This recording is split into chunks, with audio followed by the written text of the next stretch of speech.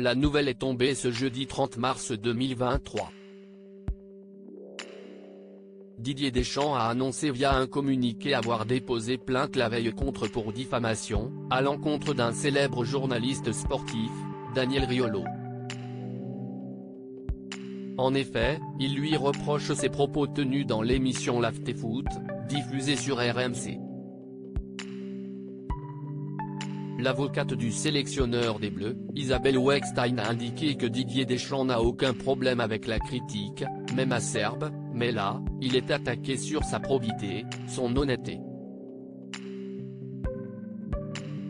Monsieur Riolo dit de lui que si est un manipulateur, un menteur, ce sont des propos insupportables, a-t-elle expliqué.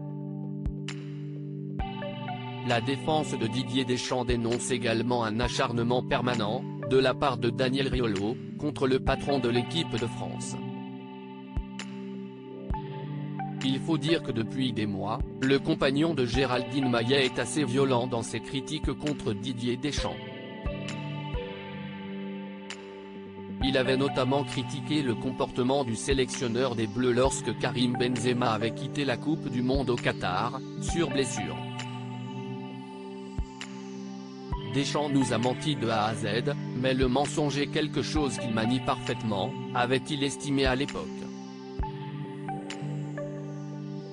Des propos très violents. Daniel Riolo avait également attaqué Didier Deschamps sur son absence de communication concernant l'affaire Noël Le Graët. Pour Daniel Riolo, Didier Deschamps était coincé, moi je soutiens la théorie qu'il serait resté coûte que coûte pour barrer la route à Zidane.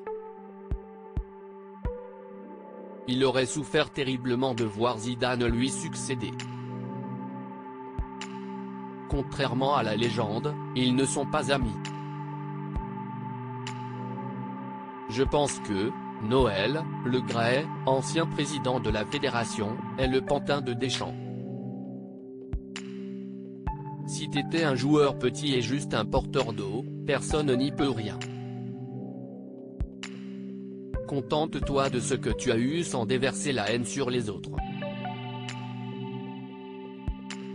Le compagnon de Géraldine Maillet devra ainsi s'expliquer devant la justice et tenter de prouver que ses propos ne sont pas diffamatoires. À propos de l'auteur Holmes, ce dernier article Charles III, c'était ça le code, Gilles Boulot lève le voile sur un geste étonnant des gardes. Hauts-de-Seine, une simple querelle à la caisse d'un supermarché débouche sur un terrible drame.